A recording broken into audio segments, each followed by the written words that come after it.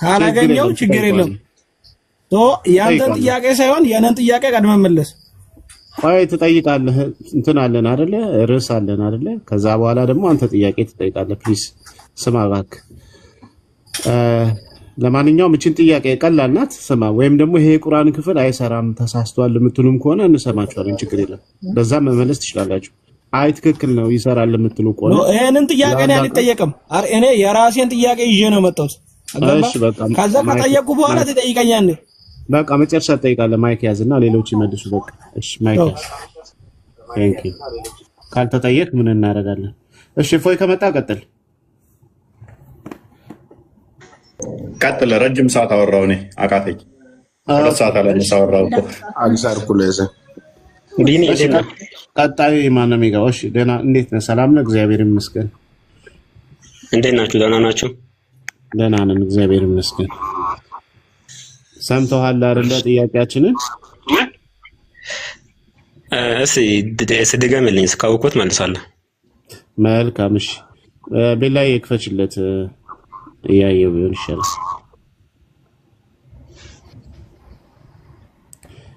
እሺ ይሄን ክፍል አንብበው እስቲ ሱረቱ ኢብራሂም ላይ ያለ ንባብ ነው አንብበው እስቲ ወማ አርሰልና ኢስራኤልኛ ወደ ጎን አድርጊ ውስጥ እሺ አረብኛ አድርጊለት ወደ ጎን አድርጊ ወማ አርሰልና ምን ረሱልን ኢላ ቢልሳን ቀውሚሂ ሊዩበይነ ለሁም ወዩድልላሁ ማ የሻኡ ወየህዲ መን የሻኡ ወሁወል አዚዙል ሐኪም ይላል መልእክተኛን አላክንም በወገኖቹ ቋንቋ ቢሆን እንጂ አላክንም በወገኖቹ ቋንቋም ደግሞ የላክንበት ምክንያት ለወገኖቹ መልእክቱን በግልጽ እንዲያብራራለት በወገኖቹ ቋንቋ ነው የላክነው ከዛ ውጪ አላክንም ይላል አዎ ከዛ አላህ ሚሻውን ያጠማል ሚሻውን ደግሞ ያጠናል ይላል እሺ ለማንኛውም ጥያቄያችን ነብያት እንደዛ አይደለም ምንም ፈይዱልላሁ ማየሻው ነው ማለት ፈይዱልላሁ ማየሻው ከእሺ ቀጥል ጥያቄ ምንድነው ችግር የለም እሷ ጋር አይደለም አማርኛው ትርጉም ስላለ እሷ ያከራከረንም ለማንኛውም ጥያቄያችን ምን መሰለው ወንድማችን እንግዲህ በዚህ ቁርአን መሰረት አላህ ወደ ሰዎች የሚልከው ነብይ በወገናቸው ቋንቋ ነው ወይም ለምሳሌ አማርኛ ተናጋሪ ከሆነ አማርኛ የሚናገር ነብይ እንግሊዘኛ ተናጋሪ ከሆነ ህዝብ ከሆነ እንግሊዘኛ የሚናገር ነብይ ነው ይሄ እንደማያደርገው ለምንድን ነው በደንብ መልእክቱን እንዲያብራራላቸው እንዲገባቸው ማለት ነው ሶ በዚህ መሰረት እኛው ጥያቄያችን ለኢትዮጵያ የተላከው ነብይ ማን ነው ወደ ኢትዮጵያ የተላከው ነብይ ማን ነው እሺ ቴንክ ዩ አንደኛ ነገር ይሄ ቁርአን በሚወርድበት ጊዜ ኢትዮጵያ የምትባል ሀገር አለች ወይ አንደኛ ይሄ ነው ሁለተኛ ደግሞ ቁርአን ምን ይላል መሰለ ብዙ ነቢያቶችን ታሪካቸውን ትርክ ያለው ብዙ ነቢያቶችንም ደግሞ ታሪካቸውን አልተረኩልህም ይላል አላህ Subhanahu Wa Ta'ala ቁርአን ውስጥ የነቢያቶችን ታሪክ ሙሉ አይደለም የሙሉ ነቢያቶችን ታሪክ አልዘረዘረም የአብዛኛው ነቢያቶችን ማለት የአብዛኛው ነቢያቶችን ታሪክ አልዘረዘረም የጥቂቶቹን ብቻ ነው የዘረዘረው መዘርዘር አያስፈልግም አንዴ አሁን ኢትዮጵያ የምትባል ሀገር ነበረች ወይ ላልከው ምናልባት ከነብይ ጋር ትጣላለህ አይደለ መሐመድ ከመካ ወደ መዲና ሲሰደድኮ ተከታዮቹን ወደ ሀበሻ ሀገር ወደ ኢትዮጵያ ሄዱ ነው ያለው ኦኬ ስለዚህ ኢትዮጵያ የምትባል ሀገር እንዳለች ይታወቃል አሁን እዚህ ክርክር ውስጥ አትግባ አሁን ጥያቄው ይሄ የቁርአን ክፍል የሚሰራ ከሆነ ትክክል ከሆነ ወደ ኢትዮጵያ የተላከው ነብይ ማን ነው ምክንያቱም ለገዛ ወገኖቹ ልከናል ብሎ ስለሚናገር ማለት ነው ማን ነው የሚለውን መልስ የነቢያቶችን ታሪክ በሙሉ ቁርአን አልዘረዘረም በየነገርያለው ቁርአን ታሪካቸውን ያልዘረዘርኩል ነቢያቶች አሉ ይላል ኦኬ ስለዚህ አይታወቅም ነው በአጠቃላይ አይታወቅም እኮ ቁርአን ታሪካቸውን የዘረዘርኩል ነቢያቶች እንዳሉ ሁሉ ታሪካቸውንም ደግሞ ያልዘረዘርኩል ብዙ ነቢያቶች አሉ ይላል በቃ ቴንክ ችግር የለም እሱን እሺ ያዘውና በቁርአን ውስጥ ባይዘረዘር ለምሳሌ ለኢትዮጵያ ነብይ ከተላከ ኢትዮጵያ ሰዎች ያውቃሉ ሁላችን አንተም ታውቃለህ ኢትዮጵያ ይኮን በታሪክ የሚተላለፍ ስለሆነ ስለዚህ ከዛ አንፃር ለኢትዮጵያ የተላከ ነብይ ይሄ ነው ብለህ ንገረኝ ይሄ ነብይ ለኢትዮጵያ ተልኳል ተብሎ ታሪኩ የተቀመጠ እንትን ነብይ የለም እያልኩ ነው ያለሁት። ቁርአን ላይ ባይነገርም ማህበረሰቡን ህዝቡ ውስጥ ካለ ድረስ በዛ ህዝብ ውስጥ የተላከ ነብይ መኖሩ ይታወቃል። ከማህበረሰቡ መልስ ደስ ይለኛል። ቆይ ትመልሳለህ አንዴ ፕሊዝ። እሺ ትመልሳለህ፣ ችግር የለም። ኦኬ ወንድሜ ሰማኸኝ? ቁርአን ሁሉንም አልዘረዘረልንም አልከን።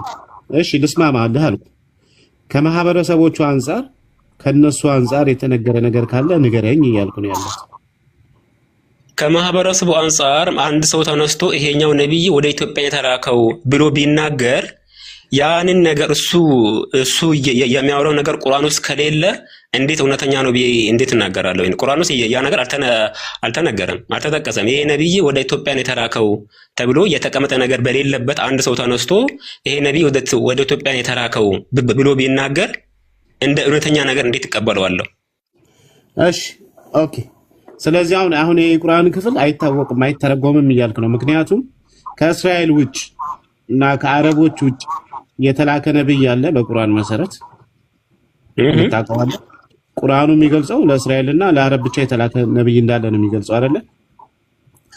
አይደለም ማለት ለየትኛውም ህዝብ ነብይ ያልተላከለት ህዝብ የለም ይላል። ለሁሉም ህዝብ ነው የምትመሰክረው። ወንድሜ ስማ፣ አሁን ናሬሽኑ ንግግሩን አይደለም እያልኩ ያለው አንተ ልታረጋግጠው የምትችለው ለየትኛው ህዝብ የተላከ ነው ማረጋገጥ የምትችለው ለዚህ ህዝብ ይሄው ተልኳል ብለህ የምትለው ለማን ነው? እሺ በቁርአን መሰረት ማለት ወደ ሰሙድ ተልኳል፣ ወደ አድ ተልኳል። ወደ ሰሙድ ማን ነው? ህዝቦቹ ማን ናቸው? እሺ ንገረኝ። እዛ አሁን ወደ ኢራቅ አካባቢ ምናምን የድሮ የጥንት ሰዎች ናቸው። ወደ ኢራቅ ነው ማስረጃ። ቆይ ሰሙድ ማን ነው? የሰሙድ ህዝቦች ማን ነው የሚለውን በማስረጃ ከፍተህ በማስረጃ አሳየን። አሁን እኮ ይሄን ጥያቄ ተጠይቀኛለህ ብዬ ይሄንን ነገር በማስረጃ ይዤ አልመጣሁም እኮ። ይሄን በማስረጃ ምን በቀጠሮ ምናምን ነው። አሁን እዚህ ጋር መማር ነው አይደል? ኦኬ እኮ ማስረጃ ካልሰጠን ታዲያ እኛ ለምን እንዴት እንቀበላለን? ያንተን ቃል አምነን እንዴት እንቀበላለን? ስለዚህ አሁን ማስረጃ የሌለው ነገር አትናገር ማለት ነው። ካለ ማስረጃ ይኸው ብለህ ክፈት። ባይዘዌይ ቁርአኑ የሚናገረው ነገር ባይዘዌይ ቁርአን ምን ይላል መሰለህ? ቁርአን ግልጽ ሆኖ የተብራራ ለሁሉ ነገር አብራሪ ነው ይላል። አንተ ደግሞ የተብራራ አይደለም እዚህ ውስጥ ያልተገለጸ ነገር አለ እያልክ ነው።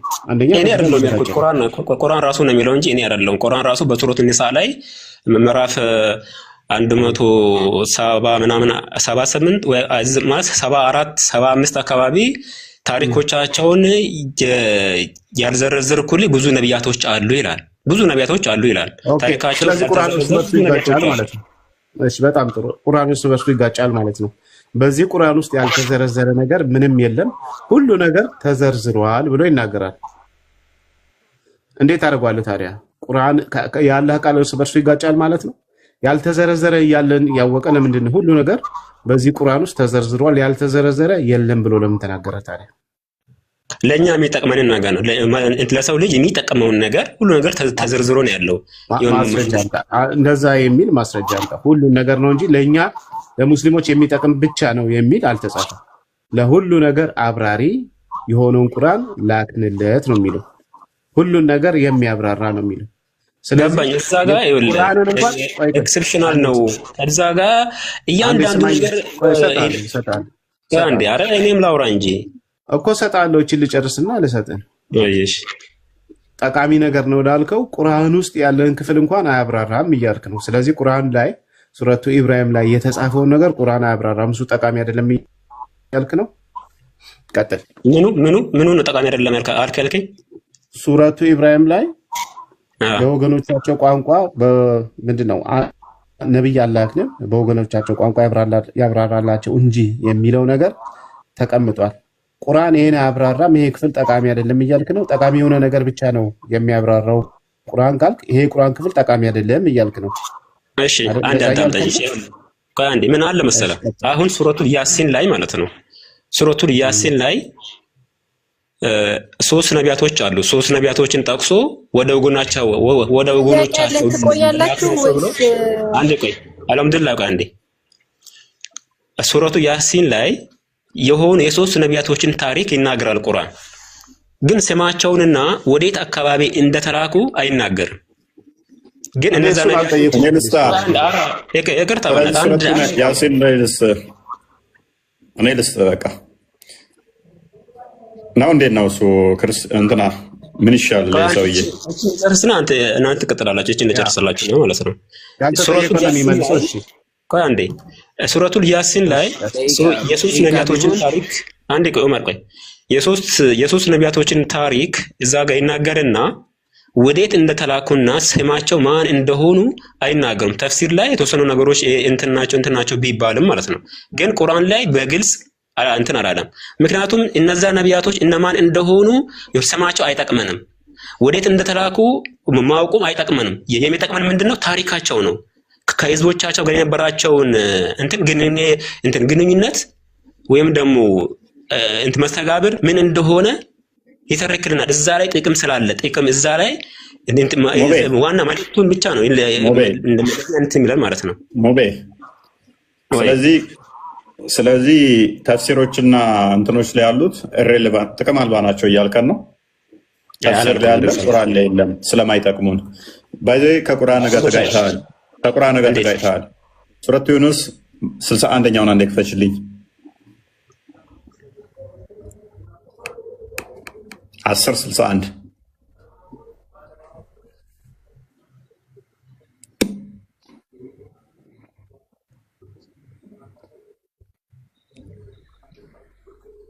አንበባው ሲን ክፈል ወማ ተኩኑ ፊ ሸይን ሙሐመድ ሆይ በማንኛውም ነገር ላይ አትሆንም፣ ከእርሱም ከቁርአን አታነብም፣ ማንኛውንም ስራ አንተም ሰዎቹም አትሰሩም፣ በገባችሁበት ጊዜ በእናንተ ላይ ተጠባባቂዎች ብንሆን እንጂ በምድርም ሆነ በሰማይ የብናኝ ክብደት ያክል ከጌታ እውቀት ከፍ አይቀርም፣ ከዚያም ያነሰ የተለቀም የለም፣ በግልጽ መጽሐፍ ውስጥ የተጻፈ ቢሆን እንጂ ይላል። የብናኝ ክብደት እንኳን የሚያህል ቢሆን ብናኝ እንግዲህ ምንም አይከብድ ማለት ነው። ያልተጻፈ ምንም ነገር የለም ይላል። ታዲያ እነኚህ ነቢያቶች እንደ የብናኝ ያህል እንኳን ጥቅም የላቸውም እያልከን ነው መረጃቸው? እዚህ ጋር መጽሐፍ የተባለው ምንድን ነው? መዝገብ ወይንም ዲያሪ አይደለም። እዚህ ጋር ከዚያም ያነሰ የተለቀም ቢሆን በግልጽ መጽሐፍ ውስጥ የተጻፈ ቢሆን እንጂ እያለ ያለው እዚህ ጋር መጽሐፍ የተባለው የተኛውን መጽሐፍ ነው እኔ ጠየቁ ያለሁት። ሙሐመድ በል ተብሎ መቼም ተውራት ወይም ዘቡር አትለኝም። እኔስ ፈደም አስተውል አይደለም። ይሄን ነገር እቺ ነገር ነው እባክህ እቺን መልስልኝ እባክህ። የተኛውን መጽሐፍ ነው እዚህ ጋር በየትኛው መጽሐፍ ነው ውስጥ ይሄ ነገር የተጻፈው? በየትኛው መጽሐፍ ውስጥ ነው? ግልጽ መጽሐፍ ተብሎ የሚጠራው የትኛው ነው? ግልጹ መጽሐፍ ተብሎ የሚጠራው የትኛው ነው? አጠይቀኝ። አራ ይሄን መልስ። እዚህ ጋር መጽሐፍ የተባለው የትኛው መጽሐፍ ነው? ቁርአን። ያው ክፍሉ እኮ ቁርአን ይላል። ትንሽ ዝቅ አድርጊለት። አንብበኸው አታውቅም? ሙሐመድ ወይ በማንኛውም በእናትህ ተው በእናትህ በማንኛውም ነገር ላይ አትሆንም ከእርሱ ከቁርአን ምን ሌላ መጽሐፍ ተጠቅሷል እዚህ ክፍል ላይ እኮ? እዚህ ቁርአን ውስጥ የተጻፈው ታሪክ የት ላይ ተጽፏል ነው የሚለው? ግልጽ በሆነ መጽሐፍ ውስጥ ቁርአን ላይ የተጻፈው ታሪክ የት ተጽፏል?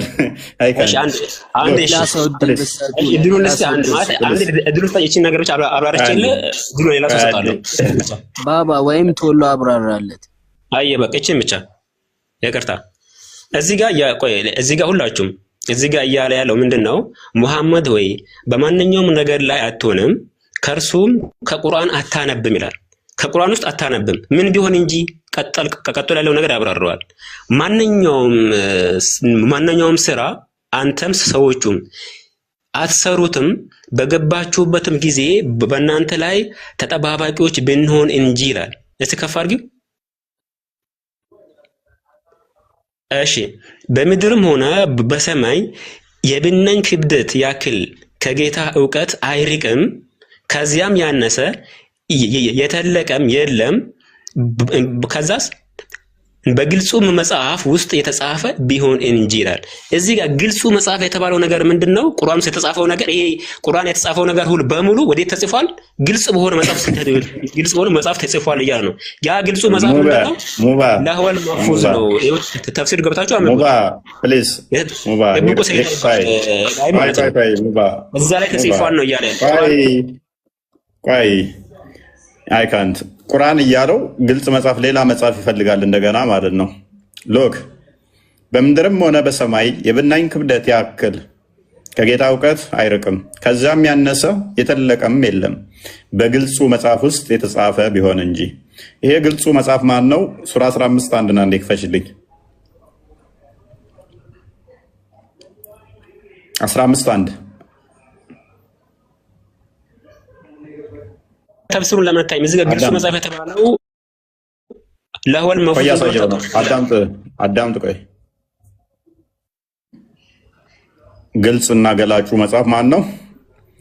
አሊፍ ላም ሚም ምናምን ብለህ ሄድና አሊፍ ላም ኦኬ። ይቺ አንቀጽ ከመጽሐፉ አንቀጾችና ገላጭ ከሆነው ቁርአን ናት። ግልጹ መጽሐፍ ማን ነው? ቁርአን ነው። 43 ና ነክፈችልኝ።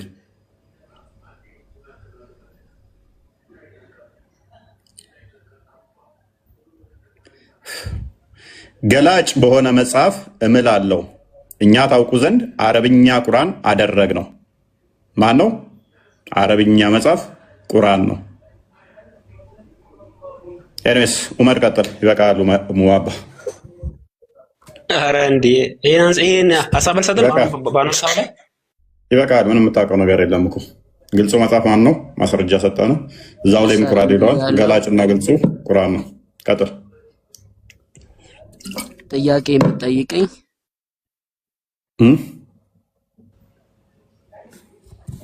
ጥያቄው ቢኒ ወይንም ቤላ ተጠይቁታላችሁ። እኔ እንኳን በቃኛው ደከመኝ። እሺ ቢኒ ያለ ቢኒ ቀጥል። እሺ ቀጥይ። እኔ ልቀጥል። እሺ ጥያቄ አለኝ እያለ ነው ዑመር መጀመሪያ ተቀበለው። በቃ እሺ ጥያቄ ምንድነው? እሺ እንቀበለና የኔ ጥያቄ ለምንድን ነው በአረብኛ ቁርአን የወረደው ነው ያላችሁታ? አይደለም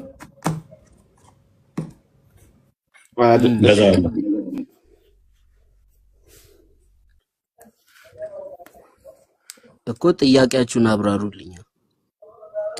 እኛ ላይ ጥያቄ ካለ ጠይቅ፣ እድሉን ሰጠና የአንተን ጥያቄ የኛ ጨረስን። በቃ እሺ ዘጋን ፋይት።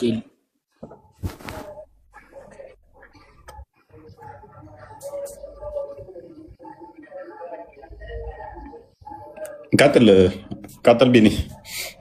ያው ጥያቄን እየጠበቅን ነው። ወንድማችን ዑመር ጥያቄ አለኝ ብላላ። ጥያቄ ጠይቅ። እኛ ቁርአን ለምን በአረብኛ ወረደ ብለን አልጠየቅንም። ጥያቄያችን ሌላ ነው። እሱን ጠይቃለሁ የምትል ከሆነ ጠይቀህ። አይ ጥያቄ እኔ ኢየሱስ ጌታ ነው የምትሉት እናንተ? አዎ ኢየሱስ ክርስቶስ የጌቶች ጌታ ነው፣ አንዱ ጌታ ተብሏል። ከሱ ሌላ ጌታ የለም። እሺ ታሪኩን ብታብራራልኝ። ለጌትነቱ የተሰጠው ማዕረግ ታሪኩ ምኑን ላብራራልህ? ማዕረጉን ማለት ምን ማለት ነው አልገባኝም። ለምሳሌ አላህ ጌታ ሲባል የአላህን የጌታ ማዕረግነት አብራራልኝ ተብሎ ይጠይቃል። ጌታ ከሆነ ጌታ ነው፣ አንዱ ፈጣሪ ነው፣ የዓለማት ጌታ ነው። ክርስቶስ ኢየሱስ ሁሉ በእርሱ የተፈጠረ ነው ማለት ነው። ጌትነቱ ያ ነው የኢየሱስ ጌትነት። እሱ እንዳለ ሆኖ አሁን እኛ አላህ ጌታ ነው ስንል አላህ ምድር ላይ አልወረደም፣ ከኛ ጋርም አልኖረም። ኢየሱስ ግን ከኛ ጋር ኖረ። ከጌትነቱ ጋር ምን አገናኘው ወንድሜ? እንደሱ ካልካላ ሁሌ ሱራ 140 እና እንደከፈችው ቤላ ሶሪ ቀጥል ቤኒ። እሺ ክፈችለት። ሱራ 7 147 እንደው እስክትከፍችለት 7 143 ቀጥል ቤኒ። እችን ስማና ከፎይ ጋር ትቀጥላለህ። መውረዱ ከጌትነቱ ጋር የሚያመጣው ችግር ካለ አላህ ሁሉ ጊዜ ዓለም ከተፈጠረ ጀምሮ እስካሁን በሌሊቱ 1/3 ክፍል ላይ ወደ ቅርቢቱ ሰማይ ይወርዳል ይላል ሐዲሱ። ስለዚህ ምንድነው ጌትነቱ ላይ ችግር አለ መውረዱ?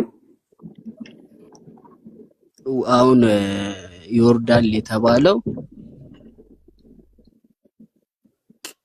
አሁን እሱ ያለው አርሽ ላይ ነው። ከአርሽ ላይ ወደ አሁን ይሄ የኛ ምናረገው ዱዓ ሊቀበል ነው ወደ ታች የሚወርዱ ይበልጥ ሊሰማን ማለት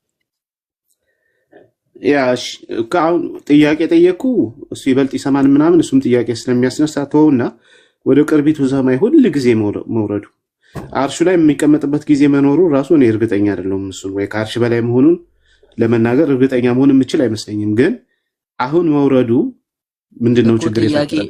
ጥያቄ ልጠይቃሽ። ቆይ እቺን መልስልኝና የክርስቶስ ወደዚህ ምድር መውረዱ መምጣቱ ከጌትነቱ ጋር ምን የሚያገናኘው ነገር አለ? ምክንያቱም አላህ ሁሉ ጊዜ ስቲል ዓለም ከተፈጠረ ጀምሮ ስቲል ይወርዳል። ክርስቶስ እንኳን አሁን በሰማይ በግርማው ነው ያለው። ሰው ለመሆን 33 ዓመት በምድር ተመላልሷል። ያ ነው የክርስቶስ ታሪክ። የአላህ ግን ዘላለም ነው፣ ዘላለማዊ ነው። ዓለም ከተፈጠረ ጀምሮ እስካሁን ይወርዳል፣ ይመጣል። ምንድነው ችግሩ? መውረዱ ያመጣበት ችግር ምንድነው ነው? ችግር እዚህ ጋር ያመጣው ችግር አለ ነው። ችግር ብለህ ያነሳው ለምንድን ነው? የክርስቶስ መውረድ ችግር ብለህ ያነሳው ከጌትነቱ ጋር ምን ያነሳውት? እኔ አሁን አንድ ቤት ውስጥ ተቀምጬ ሙሉ ሀገር ልመራ አልችልም። ክርስቶስ አንድ ቤት ውስጥ ተቀምጦ ሙሉ ብቻ ነው ያለው ብሎ ያስተማረ ማን ነው እንደዛ? ኦኬ ለማንኛውም በቃ አሁን በርሱ አይደለም ጥያቄ ላብራራለህ። እሺ አብራራ። ይሁን አሁን አምላክ ልትለው የምችለው እኮ ከላይ ሆኖ ሲጠብቅህ ነው እንጂ አሁን እዚህ ሆኖ እንዴት አሁን የሌላውን ጸሎት ይሰማል? ስለዚህ አሜሪካ ወደ ሰማይ ያስወነጨፈችው ምንድነው? ይሄ ስፔስን የሚቆጣጠረው መንኮራኩር ምናምን ሳተላይት ምናምን ዓለምን እየጠበቀ ነው። ከላይ ሆኖ ሊመታ ሊያደባይ ይችላል። ኢራንን እንደዛ ያደረገ ነው። ስለዚህ አምላክ ነው ብለህ ከላይ ስለሚጠብቅ አምላክ ነው ብለህ ታስባለህ ወንድማችን? እንደዛ ነው የምታስበው? ወደ ላይ ከፍ ብሎ ስላለ ከላይ ሆኖ አንተንም ራሱ ሊያጠፋ ስለሚችል ልክ እንዳለ እንደ አምላክ ክብር የምትሰጠው ኮን እንደዚህ አይደለም። እሺ ወንድሜ እንደዛ አይታሰብም። ኦኬ ክርስቶስ ወደዚህ ምድር መምጣቱ ወደ ሰማይ ላይ የለም የሚልም አስተምሮ የለንም። ክርስቶስ በሰማይ በምድር የመላ ነው። ዮሐንስ ወንጌል ምዕራፍ 3 ቁጥር 13 ላይ ክርስቶስ በምድር እያለ በሰማይ እንዳለ ራሱ ተናግሯል። ኦኬ ጌታ በሁሉ ቦታ አለ፣ መንፈስ ስለሆነ ማለት ነው። ክርስቶስ መንፈስ ነው፣ የሌለበት ቦታ የለም። በስጋ ተወስኖ ብታየው በስጋ ብቻ ተወስኖ እዛ ቤት ውስጥ አይደለም ያለው፣ በሰማይ በምድር የመላ ነው ክርስቶስ ማለት ነው። ስለዚህ ይሄን ማወቅ መቻል አለብህ። ስትጠይቅ ጥያቄዎችን በትክክል ጠይቅ። አንዳንዴ ክፍተት የሚያመጡትን አትጠይቅ። ለማንኛውም ከፎይ ጋር ቀጥል፣ ያወጣል ክፍል ስላለ ቀጥል። እኔ አጭር ጥያቄ አለችኝ እኔም ልወጣ ስለሆነ ጨርስና ትቀጥላለህ። ሞቤ አንዴ ሚታርክና እሱ ጨርስ። ጋይ ኡመር ይሰማ? ቴንክ ዩ ቢኒ ቴንክ ዩ ኡመር ሰማለሁ። ይሰማል። ያው ለፈጣሪ ላይ ሆኖ ሲመራ ነው አልከን አይደለ? ለፈጣሪ ላይ ታች የሚባል ነገር አይነገርለትም። በመጀመሪያ ደረጃ ፈጣሪ ላይ ታች ከመፈጠሩ በፊት የነበረ ነው። ላይ ታችን የሚያካብብ የሚያዋስን ነው። የኛን አስተምሮ በደንብ አስተውል። ሁሉም ቦታ አለ፣ በእናንተ አይደለም። አርሽ ላይ ብቻ ነው ተገድቧል። እናንተ የተገደበ ነው፣ አርሽ ላይ ብቻ ነው። እዚህ ያለ አሁን የእናንተ በሁሉ ይኖራል አለ። ምንድነው አቂዳ? በዛቱ አለ። እኔ አሁን ደሊል ላቀርብልህ አልችልም። ደሊል አልጠይቅም፣ ችግር የለውም። ደሊል አልጠይቅም። ቀለል አድርገውና በዛቱ አለ ብለህ ታምናለህ ሁሉ ጋር? ሁሉም ቦታ አለ። ቅድም ታዲያ ለምንድን ነው እሱ ከላይ ሆኖ ሲመራ ነው አርሽ ላይ ሆኖ ምናምን እያልክ ነበር እኮ ካለ ተቢኒ ጋር ስታወራ ከላይ ሆኖ አሁን ቁርአን ላይ የተጠቀሰው እኔ ያለሁት ከላይ ከአርሽ በላይ ነኝ፣ ከሰባት ሰማይ በላይ ነኝ ብሎ ነው ቁርአን ላይ የተጠቀሰው። ታዲያ አንተ ነው እዛ አይደለህም ያለኸው በሁሉ ቦታ ነህ እያለኸው እያልክ እያረምከው ነው አላ እንደዛ ከሆነ ቁርአን ላይ የተጠቀሰው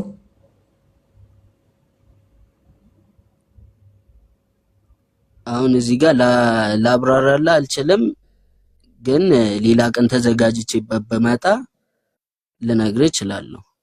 እሺ መልካም። ሱረት ጣ 5ኛው አያ ሱረት ዩኑስ አይ ቲንክ 5 ሱራ 7 54 አላህ ከአርሽ በላይ እንደሆነ ታምናላችሁ። አራማን ወላ አርሽ ስተዋ ብላችሁ ታምናላችሁ። ገድባችሁታል። እላይ ታች የሚባል ነገር የለም በሳይንሱ። ሎክ ይሄንን ሳይንሱ በደንብ የምታውቁ በሁሉም ቦታም አለው ብሎም ቁርአን ላይ ተጽፏል። አይ ችግሩ ደግሞ በሁሉ ቦታ ካለ አላህ የሚታይ ስለሆነ መንፈስ ስላልሆነ የት አለ ብዬ ጠይቃለሁ። ሁሉ ቦታ አለ ካልከኝ የት አለ እዚህ ጋር አላህ ለምሳሌ? ምክንያቱም መንፈስ አይደለም። ያላችሁበት እሰማችኋለሁ። አደምጣችሁ ዑመር ይኸውልህ ቁርአን በሁሉም ቦታ አለ የሚለው ይኸውልህ በእውቀቱ ነው እንጂ በዛቱ አይደለም። እሺ አንድ እዚህ ጋር እንድታውቅ የሚፈልገው ነገር ይኸውልህ አላህ Subhanahu Wa Ta'ala በህልውና ደረጃ በዛቱ ከአርሽ በላይ ነው ያለው። ግን ደግሞ በመለኮታዊ ባህሪው ደግሞ ሁሉም ቦታ አለ። በማየቱ በመስማቱ በመለኮታዊ ባህሪው ሁሉም ቦታ ነው ያለው። እሺ አንዴ በምኑ ሁሉም ቦታ አለ። ግን በዛቱ በህልውናው ግን ማንኛውም አንዴ አድሬስ ላድርግ። እሺ አንዴ ሙቤ ስለዚህ ዋናው ነገር ሙባረክ ዑመር ምንድነው እሱ እኛን ለጠየቀን አምላክ እዚህ ጋር ነው እዚህ ጋር የለም እዛ ጋር አለ ብለን አንለው። ፈጣሪ ፍጡራንን የሚያካብብ የሚያዋሰን እንጂ ፍጡራን እሱን የሚያካብቡት የሚለኩት የሚወስኑት አይደለም። እንደዛ ከሆነ ፍጡር ነው። እዚህ ጋር ያለ ከዚህ በላይ ነው ያለው ከዚህ በታች የለም እያልክ የምትለው ከሆነ እሱ ፍጡር ነው። እኔን ለምሳሌ እዚህ ጋር የለም ትለኛለህ አንተ ጋር አሁን ያለውበት ቦታ ደግሞ እንዳለው ትናገራለህ ፍጡር ስለሆንኩ። ለፈጣሪ ግን እንደዛ አይነገርም። እሱን ምንም ያቆሽሸው የለም። ብርሃን እንኳን ምንም እንደማያቆሽሸው እሱ ከብርሃን የረቀቀ ስለሆነ ምንም ነገር አያቆሽሸው። በሱ ዘንድ ቆሻሻነት የለም። ሁሉን የሚያነጻ የሚያጠራ ነው። ቆሻሻ የሚነገረው ከኛ አንጻር ነው። ከሱ አንጻር ቆሻሻነት ራሱ ቆሻሻ ተብሎ ምንም ነገር የሚነገር የለም። እሱ የሚያቆሽሸው ምንም ስለሌለ ግዙፍ አካል ስለሌለው የሆነ ቆሻሻ ሄዶ የሚለጠፍበት የሆነ ነገር እንትን የሚለው አይደለም። ብርሃን እንደዚህ የምታየው ብርሃን ቆሻሻ እንደዚህ አንስተ መለጠፍ ትችላለህ? ብርሃን ላይ አትችልም። ይሄ ብርሃን ወለል ያለውን እንኳን ማታቆሽሽ ከሆነ ፈጣሪ ደግሞ ከዚህም ረቂቅ ከሆነ መንፈስ ነው ብለን ነው የምናምነው። ሰው በሁሉ የሞላ ነው ስንል እርሱ ስቲል በሁሉ የሞላ ስንል ቦታ የሚይዝ ማለታችን አይደለም። ቦታን አይዝም፣ ከቦታ ውጭ ነው ያለ ነው። በሁሉ የሞላ ነው፣ ከስፔስ እና ፕሌስ ውጭም ያለ ነው። ለዚህ ነው መዝሙረኛው ዳዊት በ139 ከቁጥር 6 እስከ 7 ወደ ላይ በወጣ አንተ በዛለህ፣ ወደ ታይ በወርድ አንተ በዛለህ፣ እንደ ንስር ክንፍ ተሰጥቶኝ ብበር አንተ በዛለህ ይለዋል። ስለዚህ እግዚአብሔርን በዚህ ጋር እዛ ጋር የለም አንልም። ክርስቶስ በስጋ ሲመጣ ካዳ አንተ እንዳልከው እንዴት ነው እሱ ቤት ውስጥ ሆኖ እኔ ቤት ውስጥ ሆኜ ዓለምን እንደማላስተዳድር ቤት ውስጥ አንድ ቦታ ከሆነ አያስተዳድርም ማለት። ዮሐንስ ወንጌል ምዕራፍ 1 ላይ ቁጥር 18 ላይ እግዚአብሔርን ያየው አንድስ እንኳን የለም በአባቱ እቅፍ ሎክ በአባቱ እቅፍ ያለው አንድያ ልጁ ተረከው ይላል።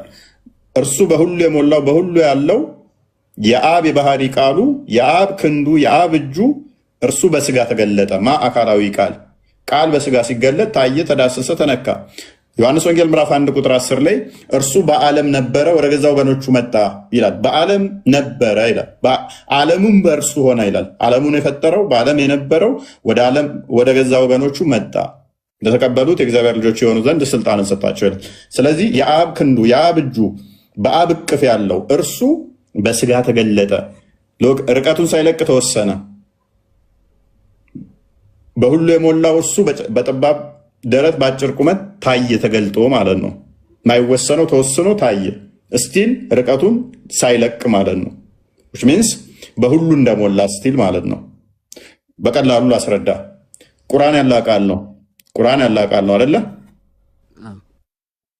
ያላቃል ነው ስንል አላህ አሁን ቁርአንን ስለአንተ ስላወረደ አሁን አላቃል የለውም ማለት ነው። ቃሉ የለም አላጋ አለ። ስቲል ቁርአን ግን አንተ ጋር አለ አይደል? ያላቃል ቁርአን ፍጡር አይደለም ብላችሁ የምታምኑት ይሄን ታውቃለህ? ጎበዝ። ያላቃል ስለሆነ ቁርአን ፍጡር አይደለም፣ አንተ ጋር ግን አለ። ቁርአን ፍጡር አይደለም ስትል ወረቀቱ ሰው እንደሰራው ይታወቃል። ፔኑ የተጻፈበትም እስክሪብቶ ሰዎች እንደሰሩት ይታወቃል። ፍጡር ነው። ነገር ግን ቃሉ ያላህ ስለሆነ ምንም እንኳን ያላህን ቃል ስለያዘ ቁርአንን እንደሌላው መጽሐፍ ፍጡር ነው አትለው። ምን የጻፍኩትን ድርሰት ይሄ ተረት ተረት ነው ይሄ ፍጡር ነው ምናምን በለህ ትላለህ። ቁርአንን ግን ሲሆን ነው ፍጡር አይደለም ትላለህ። ለምንድነው ፍጡር አይደለም እንድትል ያደረገ? ያላህ ቃል ስለያዘ ማለት ነው። ያላህን ቃል ስለያዘ ብለህ ስለምታምን። እኛ ደግሞ ምን እናምናለን መሰለህ? ክርስቶስ የአብ የባህሪ ቃሉ ነው ብለን እናምናለን። በደንብ አስተውል። ያ አካላዊ ቃል እንደኔና እናንተ ድምፅ አይደለም። የአምላካችን ቃል እግዚአብሔር ምንም አምሳያ የለው። ምንም የኔና እናንተ ቃል ዝርው ቃል ነው። በአየር ላይ ፈሶ የሚበተን የሚቀር ነው። አካላዊ አይደለም። የነቢያቶችም እንደዛው የተነጋገሩበት ከእግዚአብሔር ጋር ቦርፎሪኮን የሚባለው አትሪኮን የሚባለው እርሱ ዝርው ቃል ነው። ከወጣ በኋላ አካል የሌለው ተበትኖ የሚቀር የሚጠፋ ነው። የፈጣሪ ቃል ግን እንደኔና እንዳንተ ድምፅ አይደለም። በድምፅ አይደለም ፈጣሪ ምን እንደሚለው አካላዊ ነው። ያ የአብ የባህሪ ቃሉ አንተ ያላ ቃል ቁርአን ነው አልክ። እኛ ደግሞ የአምላካችን የአብ የባህሪ ቃሉ የባህሪ ልጁ ከእርሱ የተገኘው ቃሉ አካላዊ ቃል በስጋ ተገለጣል። አንተ በቁርአን ተገለጣል፣ እኛ በስጋ ተገለጣል። እኛ እሱን ክርስቶስ ብለን እናምናለን። እርሱ አካላዊ ቃል ያ መለኮት የተዋሃደው ክርስቶስ የሚባለው በስጋ የታየው የተዳሰሰው የተነካው የሰው ልጅ የተባለው የአብ የባህሪ ቃሉ የአብ የባህሪ ልጁ ነው ብለን እናምናለን። እናንተ ቁርአን የሚነካው የሚዳሰሰው የሚያዘው ያላህ ቃሉ ነው ያላህ ባህሪው ነው ብላችሁ ታምናላችሁ። እኛ ደግሞ ኢየሱስ የአብ የባህሪ ቃል ነው የባህሪ ልጁ ነው። ያ ቃሉ በስጋ ተገለጠ። ያ ስጋው ከማርያም ስጋና ደምን የተካፈለው ስጋና ነፍስን የተካፈለው በስጋው ምን አለ? የመለኮት ሙላት አለ። ቆላስይስ ምዕራፍ 2 ቁጥር 9 እንደሚናገረው። ስለዚህ ምን እንላለን? ክርስቶስ አምላክ ነው እንላለን። ፍጡር አይደለም። አንተ ፍጡር ነው ቁርአን ፍጡር አይደለም እንደምትለው እኛ ደግሞ እንደዚህ እናምናለን። ስለዚህ እንደዛ ስንል ግን በሁሉ አልነበረም። ልክ በስጋ ሲገለጥ መለኮት በቃ እዛ ጋር ብቻ ቆመ ተሰብስቦ መጥቶ ወይንም እንደዚህ እዛ ውስጥ ገባ ብቻ ብለን አናምንም። ቢኒ ጥሩ ኤግዛምፕል አንስቶልሃል። ከሌሊቱ 1/3 ላይ በደንብ አስተውል። ከሌሊቱ 1/3 ላይ ሁሌም አላህ ወደ ቅርቢቱ ሰማይ ይወርዳል ብላችሁ ታምናላችሁ። ዩኒቨርስ እንደዚህ የዚህ መፍትሄ ሌላ ቀን አብራራላለሁ። ታብራራለሽ። አንዴ ልንገርና ሎክ ከፍተዋለች። Allah waits till when 1/3 of the first part of the night is over. He descends to the lowest heaven. 1/3 እስኪ ጋር ይጠብቅና ይወርዳል አለ ወደ ቅርቢቱ ሰማይ። መውረድ ማለት እንግዲህ ከአርሽ በላይ ነው ብላችሁ የምታምኑት። ስለዚህ ወደ ቅርቢቱ ሰማይ ይወርዳል። ስለዚህ ምድር እንዴት ነች? ኢሊፕቲካል ሼፕ ነው የተመራቸዋል አይደል? ግሎባን እንትኗን። ስለዚህ ሰማይም እንደዚህቹ ነው ኢንኮምፓስ የሚያደርጋት ምድርን ማለት ነው። ስለዚህ አላህ ወደዚህ ወደ ቅርቢቱ ሰማይ ሲመጣ ምን ውስጥ ገባ ማለት ነው? አርሽ አለ፣ ኩርሲው አለ፣ አርሽ አለ፣ ውሃው አለ፣ ኩርሲው አለ፣ 7ኛ ሰማይ አለ፣ 6ኛ ሰማይ አለ፣ 5ኛ አለ፣ 4ኛ አለ፣ 3ኛ አለ፣ 2ኛ አለ። 1ኛ ሰማይ ጋር የሚመጣ ከሆነ ኦኬ እዛ ውስጥ ገባ ማለት ነው። ከላይ የበላዩ ይኖራል የሆነ ነገር ቀደም ዑመር እሱ ከላይ መሆን አለበት ስትል አሁን አርሽ ከበላዩ ሊሆን ነው ማለት ነው። 7ኛ ሰማይ ከበላዩ ሊሆን ነው ማለት ነው። 3ኛ 4ኛ 5ኛ ሰማዮች ውሃው አርሹን የተሸከሙት እነኛ መላእክቶች ከበላዩ ሊሆን ነው ማለት ነው። ከበላዩ ከሆነ አምላክ አደርገው ምትል ከሆነ ወረደ ገባ ሚል ስላለ ወደ ቅርቢቱ ሰማይ መጣ ሚል ስላለ ማለት ነው።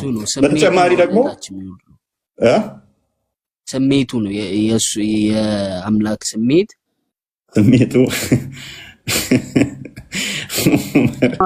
አንድ እርግጠኛ ባልሆንክበት አታውራ። አንተ እዚህ እኮ ብዙ ሰው እየሰማ ነው አይደለ? ይሁን ማታውቀው ነገር አላውቀውም በል ራሱ ነው የሚወርደው። እንደዛ ቢል የለም። እኔ አሁን ሲጀመር ጥያቄ ልጠይቅ ነበር የገባሁት፣ እናንተ ደግሞ አከታተላችሁ። ኦኬ አንተ አንተ ማታውቀው ነገር ስትጠየቅ ይሄ ነገር አላውቅም ነው እንጂ ማለት አለብህ። ማታውቀው ነገር እንደዚህ ነው አትበል ነው እያልኩ ያለሁት ዑመር። ሶሪ ችግር የለውም በቃ ስለዚህ በቃ የኛውን እንትን ባለው ያው ስለዚህ መውረድ መጣ ሲባል ከዛ ለቆ በቃ ከዛ በኋላ የለም የሚል እኛ እንደዛ ስለማናምን ብዙም እንትን አይለውም ማለት ነው።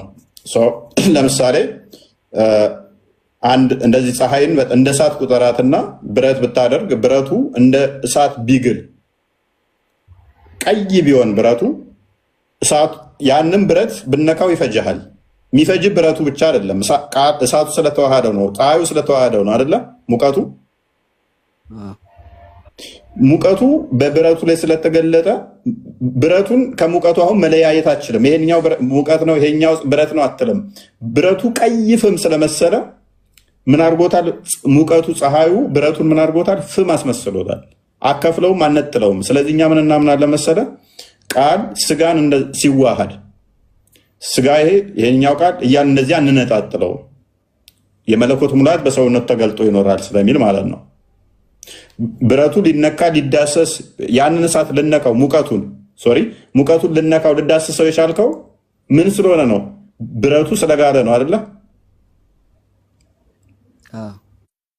ያ ብረቱ ስለጋለ ነው። ሙቀቱ ስቲል በሁሉ ያለ ነው። አሁንም እኮ አለ፣ ግን በዛ ብረት ላይ ስለተገለጠ ልነካው ልዳሰሰው ትችላለህ ማለት ነው። አይምሮ ውስጥ ያለን ቃል በቀላሉ ሌላ ኤግዛምፕል ልስጥህ። አይምሮ ውስጥ ያለን ቃል ደብዳቤ ብጽፍ አይምሮ ውስጥ አሁን ምን እያሰብክ እንዳለ እኔ አላይም፣ ማወቅም አልችልም አይቼ፣ ምክንያቱም አልነገርከኝም አይምሮ ውስጥ ስላለ። ወረቀት ላይ ብታሰፍረውስ ወረቀቱን ነካዋለው፣ ምክንያቱም ወረቀቱ ስለሚነካ። ወረቀቱን አየዋለው፣ ወረቀቱ ስለሚታይ። ወረቀቱንና መንካትና ማየት ብቻ ሳይሆን ያንተ አይምሮ ውስጥ ያለውን ቃል እንኳን ወረቀቱን አይቼ ነክቼ ማወቅ እችላለሁ። ስለዚህ ያ ቃል በደንብ አስተውል። የአብ የባህሪ ቃሉ ማይነካው ማይዳሰሰው በሁሉ የሞላው በስጋ ሲገለጥ ተነካ ታየ ብለን እናምናለን። እስቲል ያንተ ቃል ወረቀት ላይ ሲያርፍ ከአይምሮ አልጠፋም፣ አይምሮ ውስጥ አለ። አይምሮ ውስጥ ያለው ወረቀት ላይ ሲሆን ከአይምሮ ውግድ ቢል አይደለም፣ እስቲል አይምሮ ውስጥ እያለ ወረቀቱ ላይ ኖረ። ወረቀቱ ግን መነካ መዳሰስ ስለሚችል ተነካ ተዳሰሰ። ስለዚህ ያ ቃል የአብ ቃል በስጋ ተገለጠ ስንል ያ የተገለጠው በስጋ የሚነካ የሚዳሰስ ስለሆነ ሞትም ሲነገር በስጋ ሞተ በመንፈስ ሕያው ሆነ ብለን እናምናለን። አምላክ የሚሞት ስላልሆነ በባህሪው የሚጠማ የሚደክም የሚታመም አይደለም አምላክ በባህሪው። ነገር ግን በያዘው ስጋ በያዘው ስጋ በስጋ ሞተ፣ በስጋ ታመመ፣ በስጋ ርቀመ፣ በስጋ ተራበ ብለን ልንናገር እንችላለን። ቁርአን ፍጡር አይደለም ስትል ቁርአኑ ሊቀደድ ይችላል፣ ቁርአኑ ሊቆሽሽ ይችላል። ታዲያ ፍጡር ይቆሻል? ፈጣሪ ፍጡር ያልሆነ ነገር ይቆሻል? ወይስ ፍጡር ካልሆነ ያላ ባህሪ ነው። ያላ ባህሪ ይቆሻል? ያላ ባህሪ ይቀደዳል እንዴ? አይ ወረቀቱ ቁርአኑን የያዘው ምን ስለሆነ ፍጡር ስለሆነ የሚነካ የሚዳሰስ ስለሆነ ይቀደዳል፣ ይቆሻል ብለህ ልትናገር ትችላለህ። እና ከዛ አንጻር ነው ሜቢ ቃል ስለሚለው ነገር አንዳንድ ነገር እንድትለኝ ፈልጌ ነበር። ቀጥል። ባይብልን በምናነብ ሰዓት የእግዚአብሔር ቃል የሆነ የሚሉ ጥቅሶችን ብዙ ጊዜ እናነባለን እና እነዛን ጥቅሶች በምናነብ ሰዓት ሁሌም ኢየሱስ ክርስቶስን ነው ማሰብ ያለብን ወይስ የእግዚአብሔር ንግግሩንም ጭምር ሊያመለክት ይችላል? አይ ፐርሰናል ተነገረ አለ። ከዛ ውጭ ግን ንግግሮች፣ ትእዛዞችን መላእክቶች ነቢያትን ያነገረበትን ቦርፎሪኮንን ከሆነ እሱ አካላዊ ቃል ነው ብለን አናምንም። አካላዊ ቃል ነው ብለን አናምንም። ሶስት አይነት ቃሎች አሉ። ለምሳሌ እግዚአብሔር ከነቢያቶች ጋር ኮሚኒኬት ያደረገበት እንዲሁም ደግሞ ከመላእክት ጋር ደግሞ አካላዊ ቃል አለ። እነኚዎቹ የእኛ ቃል ከመላእክት ጋር የመላእክቶች ቃል ወይም የነቢያቶችን የተናገረባቸው እነኛ ዝርው ቃል ናቸው ብለን ነው የምናምነው። ዝርው ቃል which means መፍጠር ማይችሉ ማድረግ ማይችሉ ማስገኘት የማይችሉ ናቸው። እነኚህ ምንድን ናቸው? ንግግሩ ማለት ነው። እነኚህ ንግግር ስትል ምንድን ነው እሱ? ንግግር አሁን ፈጣሪን እንደኔና እንዳንተ በድምፀት ይናገራል ብለን አናምንም እኛ። አይገባኝ። ነቢያትን ያናገረበት ቦርፎሪኮን ብለን እናምናለን። እሱ አካላዊ አይደለም። አካላዊ አይደለም ማለት ምን መሰለህ? ከእርሱ የተገኘ ባህሪው ሆኖ ከእርሱ የተወለደ ከእርሱ የተገኘ ወይንም ደግሞ ማድረግ። ለምሳሌ ዮሐንስ ወንጌል ምዕራፍ 1 ስትመለከተው በመጀመሪያ ቃል ነበር አለ አይደለ? ቃልም በእግዚአብሔር ዘንድ ነበረ፣ ቃልም እግዚአብሔር ነበረ ካለ በኋላ ቁጥር 3 ላይ ምን ይላል? ሁሉ በእርሱ ሆነ ይላል። በማ በቃል ማለት ነው። ከሆነውም አንዳችስ እንኳ ያለ እርሱ አልሆነም ይላል አይደለ? ስለዚህ ሁሉ በማን ነው የሆነው? በቃል ነው የሆነው ማለት ነው። ስለዚህ ያ ቃል ምንድነው? እሱ ማድረግ የሚችል ነው አይደለ? ሁሉ በእርሱ ሆነ ይላል። ኦኬ። ስለዚህ ማድረግ የሚችል ነው። ፐርሰን የምንለው ማድረግ የሚችል መፍጠር የሚችል እኔ ማለት የሚችል ነው ማለት ነው። ሁሉ በእርሱ ሆነ ከሆነውም አንዳችስ እንኳ ያለ እርሱ አልሆነም ስላለ ማለት ነው። ስለዚህ ያ ሁሉን ማድረግ የሚችል ከሆነ ሁሉም ደግሞ በእርሱ ከሆነ ምንድነው ማለት ነው? ፈጣሪ ነው ማለት ነው። ሁሉም በእርሱ ከሆነ ያለ እርሱ ምንም ካልሆነ ፐርሰን ከሆነ ስለዚህ ፈጣሪ ነው ማለት ነው። ትእዛዞች እነኚህ ግን በጊዜ ውስጥ የሚመጡ ለነቢያቶች የተላለፉ ትእዛዞች እነሱ አካላዊ ናቸው ብለን አናምንም። እነሱ ምንድን ናቸው? ዝርው ቃል ናቸው ብለን ነው የምናምነው። አካላዊ በአየር ላይ የእግዚአብሔር ቃል ይባላሉ ወይ አይባሉም እኮ ነው ጥያቄ። ከነቢያት ጋር ሲያወራበት የነበረው ከመላእክት ጋር ሲያወራበት የነበረው ያ ንግግሩ የእግዚአብሔር ቃል ይባላል ወይስ አይባልም? የእግዚአብሔር ቃል ተብሎ ሊጠራ ይችላል። እኔ አሁን ለምሳሌ እኛ እግዚአብሔር ፍጡር ነን ስንባል ፈጣሪ ነን ማለት ግን አይደለም። የእግዚአብሔር ቃል ተብሎ ሊጠራ ይችላል። የእግዚአብሔር ቃል የሚባልበት ግን ምንድነው? እሱ አካላዊ ቃሉን ነው የውለ አካላዊ ቃልና አካላዊ ያልሆነ ቃል የሚባል አለ። አካላዊ ቃል ከሆነ ማድረግ የሚያደርገው ነው፣ የሚፈጥረው ነው፣ የሚያስገኘው ነው። ያ ትእዛዙ የሚመጣው መመሪያው የሚመጣው ከእግዚአብሔር እንደመሆኑ ያንን ለማሳየት የእግዚአብሔር ቃል ተብሎ ሊጠራ ይችላል። ኦኬ አሁን ገባኝ በቃ። ስለዚህ አሁን ዮሐንስ 1:3 ላይ ማለት ከ1 እስከ 3 ያለው የእግዚአብሔር ቃል የተባለው ኢየሱስ ክርስቶስ ነው ወይስ ያ ንግግሩ ነው? ነው የእግዚአብሔር ቃል ነው የሚለው ወይንስ ምንድን ነው የሚለው? ዮሐንስ 1 ላይ ቃልም በእግዚአብሔር ዘንድ መጀመሪያ ቃል ነበረ፣ ቃልም በእግዚአብሔር ዘንድ ነበረ፣ ቃልም እግዚአብሔር ነበረ። እዛ ጋር ቃል ነው የተባለው። ያ ቃል የተባለው ደግሞ በመጀመሪያው ነበር ይላል። በመጀመሪያው ምንድን ነበር ይላል? በመጀመሪያው ቃል ነበር ይላል። ስለዚህ በመጀመሪያው ምን ነበር? ቃል ነበረ። ያ ቃልም ደግሞ ምን ነበረ? ከእግዚአብሔር ዘንድ ነበረ ይላል። አይ እንደዛ አለ የሚለው እግዚአብሔር ዘንድ ነበረ ነው። ኦኬ እሺ፣ በእግዚአብሔር ዘንድ ነበረ ይላል። ኦኬ በመጀመሪያው ቃል ነበር አለ አይደለ? ስለዚህ በመጀመሪያው የተባለው ዓለም ሳይፈጠር ጊዜ ሳይቆጠር እሱ ቃል ነበር አይደለ? ያ ቃልም ደግሞ በእግዚአብሔር ዘንድ ነበር አይደለ? የኔ ነው የሚደርበው አንተ ነው። ኦኬ ያ ቃልም በእግዚአብሔር ዘንድ ነበር አይደለ? ስለዚህ ሁለት አካላትን እየነገረን ነው ማለት ነው።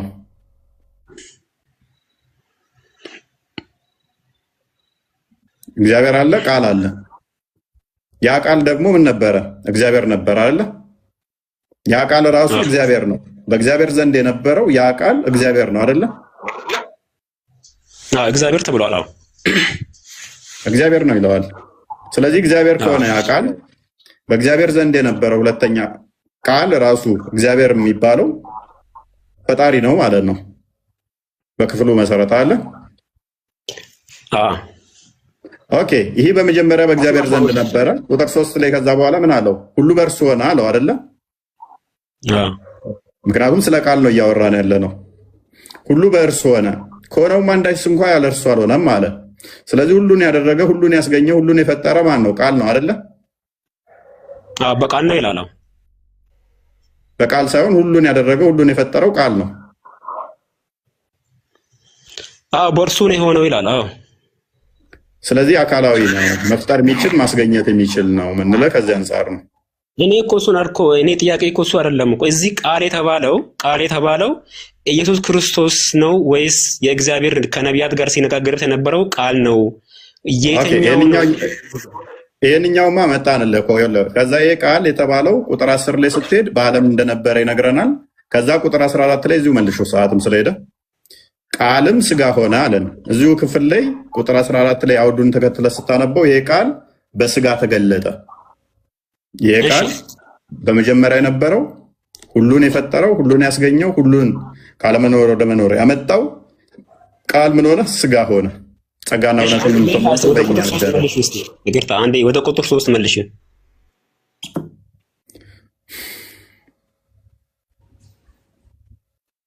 ቁጥር 3 ላይ ሁሉ በእርሱ ሆነ ሲል ሁሉ በቃል ተፈጠረ ነው የሚለው አይደለ? እሺ። ከሆኖም አንዳችስ እንኳን ያለ እርሱ አልሆነም ሲል ሁሉ ነገር የተፈጠረው ቃል በተባለው ነው የተፈጠረው ነው አይደል እያለ ያለው? በሚገባ።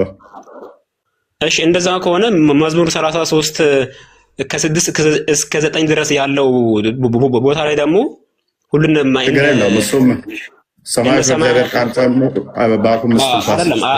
ስለ ዓለማት ስለ ሰማያት ስለ ምድር ካወራ በኋላ ምንድን ነው የሚለው?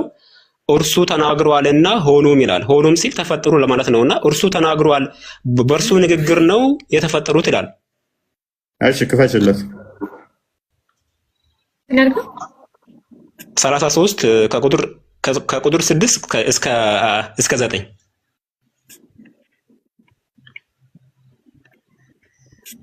ቁጥር 6 እስከ 9። እሺ፣ ይኸው የእግዚአብሔር ቃሎች በእግዚአብሔር ቃል ሰማዮች ጸኑ ይላል። በማን ቃል ነው ሰማይ የጸኑት? በእግዚአብሔር ቃል። ስለዚህ ፈጣሪ ነው የእግዚአብሔር ቃል ማለት ነው እኮ። ያ ቃል እዚህ ጋር እያለ ያለው ቃል የተባለ ያለው ንግግሩ ነው። ቃል እያለ ያለው ወደ ቁጥር ቆይ አዳምጥ። እዚህ ጋር እኛ ምን እናምናለን መሰለህ? ይሄ ቃል በእግዚአብሔር ዘንድ የነበረው ሁሉን የፈጠረው ሁሉን ያስገኘው ቅድም ምን ብያለሁ? የአብ ባህሪ ቃሉም ነው ብያለሁ። ሰምታኝ ከሆነ ምን ብያለሁ? ቃልን የአብ የባህሪ ቃሉ ነው ብያለሁኛል። የአብ የባህሪ ቃሉ ከእርሱ የሚወጣ ከእርሱ የተወለደ እርሱ የእግዚአብሔር ቃል ተብሎም ይጠራል ብዬ ነገር አይደለም ብላኛል እኮ። ያ ቃል የሆነ ዝም ብሎ ዝሩ ቃል ሳይሆን ፐርሰን የሆነ ንግግር ቃል ነው ያልከኝ። ፐርሰን ነው ብያለኝ። መለየት ያልቻልከው እኮ አንተ ነቢያትን ያናገረበት ቦርፎሪኮን ይባላል። ከነኚህ ጋር ይገናኛል። እሱ ሌላ ቃል ነው፣ አካላዊ አይደለም። ይሄንኛው ደግሞ አካላዊ ቃል ነው። መፍጠር የሚችል ማስገኘት የሚችለው ይሄንኛው አካላዊ ነው። ስለዚህ በደንብ አስተውል። በእግዚአብሔር ቃል ሰማያዊ ጸኑ፣ ሰራዊታቸውም ሁሉ በአፍ ውስጥ ትንፋስ መንፈስ ቅዱስ ብለን እንጠራለን። በአፍ ውስጥ ትንፋስ ወይም እስትንፋሰ እግዚአብሔር ምንለው መንፈስ ቅዱስን ነው። የእግዚአብሔርን ቃል ደግሞ የአብን ቃሉን ምን ብለን እንጠራለን? ወልድ ወይም ደግሞ ልጅ ብለን እንጠራለን። ቀጥል፣ እስከ 9 አንብበው። እሺ፣ የባህር ውሃ እንደ ምንድን ነው የሚለው? እንደ ረዋት ነው የሚለው። እዚህ ጋር ተስማምተናል ግን አይቀጥል። አንድ ላይ አድርገህ ሁሉንም አንብበውና አስረዳኝ እና ያዳምጣል። እሺ፣ የባህር ውሃ እንደ ረዋት የሚሰበስበው ቀላዮችንም በመዝገቦች የሚያኖራቸው ምድር ሁሉ እግዚአብሔር ትፍራው፣ በዓለም የሚኖር ሁሉም ከእርሱ የተነሳ ይደንግጡ። እርሱ ተናግሯልና ሁሉም እርሱ አዘዘ ጸኑ። ስለዚህ ምንድነው ጥያቄ? ስለዚህ ምንድነው እሱ እያልን ያለ ነው? የእግዚአብሔር ቃል ማድረግ የሚችል ነው። የእግዚአብሔር ቃል መፍጠር የሚችል ነው። ቃሉ ወልድ ብለን እንጠራዋለን። እርሱ ከእርሱ የተገኘ ነው። ስለዚህ አካላዊ ነው ብለን እናምናለን። ያ ቃል ደግሞ ለስጋ ተገልጿል ብለን እናምናለን። እዚህ ጋር እያለ ያለው ስለ ዓለማት፣ ስለ ሰማያት፣ ስለ ሁሉ ፍጡራን ካወራ በኋላ ምንድነው የሚለው? ቁጥር 9 ላይ እርሱ ተናግረዋልና ሆኑም ይላል። እዚህ ጋር ሆኑም የሚለው ቃል ተፈጠሩ የሚለውን ነገር ነው። ተፈጠሩ የሚለው ተክቶ ይላል አይደለ? እናመሰግናለን። እኛም እኮ ቃሉ ፈጣሪ ነው፣ ማድረግ የሚችል ነው። እሱ ተናገረ፣ አዘዛቸው። ቃሉ ምንድን ነው? መፍጠር የሚችል ነው። ሆኑ ምን ሆኑ? ጸኑም። ያ ቃል ንግግር ነው ብሮ። ንግግር የሚለውን አንተ ነህ እኮ አሁን ቀጥታ ከእንትን ጋር እያገናኘኸው ያለው እኮ። ቁጥር 9 ላይ ተናግሯልና ሆኑም ነው። በእርሱ በንግግሩ ነው ተፈጠሩ እያለ ያለው። ተናግሯልና ሲል ንግግሩን ነው እዚህ ጋር ሪፈር እያደረገ ያለው። መልካም እሺ የግዴታ ምንድነው እሱ ከእንትን ጋር ታመሳስለው እኛ ፈጣሪ እንደኔና እንዳንተ ይናገራል እንደዚህ ንግግር በድምጸት እንትን አለው ብለን አናምንም ስለዚህ ቃል ስንል ራሱ ከኛ ጋር ስለተመሳሰለ ቃል አለው ድምጽ አለው እያልን አይደለም በድምጽ ነው ቃሉ ከኛ ጋር የሚመሳሰል ነው እያልን አይደለም ያ ቃሉ ግን መፍጠሪያ ይፈጥራል ቃሉ ምንድነው ልጁ ነው ቃሉ ፈጣሪ ነው ባህሪው ስለሆነ ከርሱ የተገኘ ስለሆነ አካላዊ ቃል እንደመሆኑ የፈጠረበት ነው ቁጥር 9 እኮ ቁጥር 6 ነው የሚያብራራው ቁጥር 6 ላይ አስቀድሞ ስለተናገረው ሰማያዊ ጸኑ የሚለውን ነው ደግሞ ቁጥር 9 ላይ ሄደበት በእግዚአብሔር ቃል ሰማያዊ ጸኑ ያንን ነው ያመጣው በእግዚአብሔር ቃል ስለዚህ ፈጣሪ ነው ይሄንን እኮ ለኛ ማምጣት የለብንም እኛን እንዴት መጥቀስ የነበረብን እንደው ኤኒዌይስ ቢኒዝ ላይ የምትለዋለ ውሃ እያስጠማኸኝ ነው ጾም ነው አይ ለጠጣ ስንት ጊዜ እያልኩ ማለት ነው ያ አይ በደንብ አድርጎ ገልጾልሃል እኮ ወንድማችን እያለን ያለ ነው ፐርሰን ስለሆነው አካል ነው እየተናገርን ያለ ነው እንጂ ዝሩ ስለሆነ ቃል አይደለም በእግዚአብሔር ቃሎች ሰማዩ ጸኑ በአፍ ውስጥ ትንፋስም በእግዚአብሔር ቃሎች ሰማዮች ተፈጠሩ በአፍ ውስጥ ትንፋስም ጸኑ ብሎ ይናገራል ስለዚህ አሁን ይሄ ስለ ቃል ነው እየተናገረ ያለው ስለዚህ እግዚአብሔር ተናግሯል ሲል ያ የተናገረው ወይም ደግሞ ቃሉ የእግዚአብሔር ቃል ሰማይና ምድርን ያጸናል ሰማይ ምድርን ያጸናል ሌላ ነገር የለው ስለዚህ ንግግር ነው አይደለም ፐርሰን ሆኖ ነው አሁን ንግግር ነው ብለህ የምትለው ነገር አይደለም ፐርሰን ሆኖ ተገልጧል ነው ስለዚህ ስናወራ ሁሉ ጊዜ ስለ ፐርሰኑ ነው የምንናገረው እንጂ ቀጥታ ዝሩ ስለሆነው ቃሉ አይደለም ያ የእግዚአብሔር ቃል ሁሉን የፈጠረ ሁሉን የሚያስገኝ ነው አው ያብ ቃል ነው ኮኛ አልካድንም ያብ ቃሉ ሁሉን ያደርጋል እሱም ደግሞ እግዚአብሔር ተብሏል ሁሉን ይፈጥራል ተብሏል ፐርሰን ነው እንጂ ዝም ብሎ ዘሩ ቃል አይደለም የሚለው ነው ያስረዳ ያለው ለኛ የሚደግፈን ነው መዝሙር 33 ቁጥር 6 ጀምሮ ያለውን ያመጣው እንጂ ለሱ የሚደግፈው ነገርም የለም ሶ ፎይም እንደተናገረው ቃል ምንለው እኛ ከኮንቴክስቱ ካውዱ ነው ምንለየው እግዚአብሔር የተናገረው ንግግር አለ ከነቢያት ጋር እሱን አንልም ምንለው ዘላለማዊው የእግዚአብሔር ቃል ከመጀመሪያው ጀምሮ የነበረው ዓለም ሳይፈጠር ከርሱ ጋር የነበረ የተባለው ሁሉ በርሱ የተገኘው የሚለው ሁሉን ያስገኘው እሱ ከዓለም በፊት ስለነበረ ነው አሜን ነው ያሉ ነው ቲንክ ከፍጥረት በፊት ስለነበር ሁሉን ያስገኘው እሱ እየተናገረን ያለው ኤኒሃው ቀዳሜ ነው ነገ ለካ እና በጣም ውሃ ጠምቶኛ ገና እድም ነበር የጠማኝና ቀናቶች እየተሳሳትኩኝ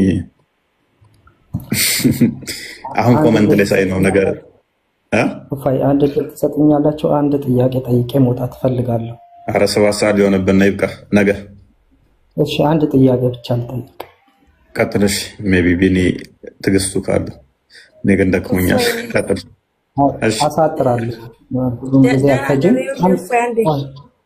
እሺ ምን እያለ መሰለህ እዚህ የሚማር ሰው አለ ትንሽ ቀን እንማርና ጠይቅ ጥያቄ አለ እያደመጥኩ ነው ስላስተምሮትህ ደስ ይላል ግን መጠየቅህ ጥያቄ አለ እንድትመልስ እየተባልክ ነው ተዘጋጅ እንግዲህ እሺ ሻዲ ጥያቄን ጠይቅና ፎይም ስለከበደው ለማለስ ለጠይቅ እኮ እያለኝ ነው ሶፊያ ሶፊያ ኦኬ ወረደች ይቅርታ አድርጉልኝና አንድ ጥያቄ ልጠይቅ እሺ ቀጥል ጠይቅ ሶፊያ እኮ ልጠይቅ እያለች ነበር አብሮኝ ሰው አለ ይጠይቅ እያለኝ ነው እሺ ቀጥል ወረደች አመሰግናለሁ እድሉን ስለሰጣችሁ እና እኔ ያው ከመጽሐፍ ቅዱስና ከቁርአን ውጪ የሆነ ጥያቄ ነው መጠየቅ ፈልገው ያ ማለት ደግሞ ያው አንድን ጥያቄ ለመጠየቅ ለምሳሌ ስለ መጽሐፍ ቅዱስ ለመጠየቅ ወይም ስለ መጽሐፍ ቅዱስ ኮንቴንት ለመጠየቅ የመጽሐፍ ቅዱስ ዕውቀት ሊኖረኝ ስለምገባ ቁርአንም ከሆነ ደግሞ እንደዛው ሙስሊምም ቢሆን ማለት ነው እና ከዛ ውጪ ነው የግል የሆነ ጥያቄ ነው መጠየቅ ፈልገው እና ምን ልል ፈልጌ ነው ያው በቅርበት ኦርቶዶክስን እንደማቀው ሁሉ ኦርቶዶክስ ሃይማኖት ውስጥ እንደማደጌም ሁሉ ማለት ነው በኦርቶዶክስ እምነት ውስጥ ማለት ነው አንዳንድ ጊዜ የሆነ ኮንፊውዥን ውስጥ የሚከተኝ ነገር አለ አሁን እሱም ነገር ከመጠጥ ጋር ተያይዞ ማለት ነው እና በኦርቶዶክስ ሃይማኖት አስተምሮት ውስጥ መጠጥ ይፈቀዳል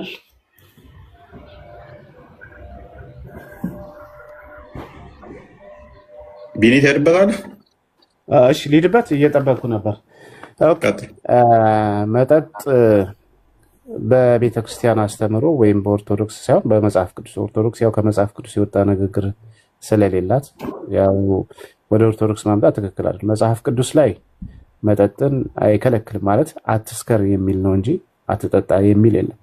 ግን መጠንን ባገናዘበ መልኩ መጠጣት ይፈቀዳል። ለምሳሌ ቅዱስ ጳውሎስ እንዲሁም ምን ብሎ ይናገራል? ለሆድህ ህመም ትንሽ መጠጥ ውሰድ፣ የወይን ጠጅ ጠጣ ብሎ ይናገራል። ሁሉ ነገር በአንተ መጠን ራስን በምታውቅበት መንገድ ከሆነ ሁሉ ነገር ጤናማ ነው። ከአቅም በላይ ከሆነ ግን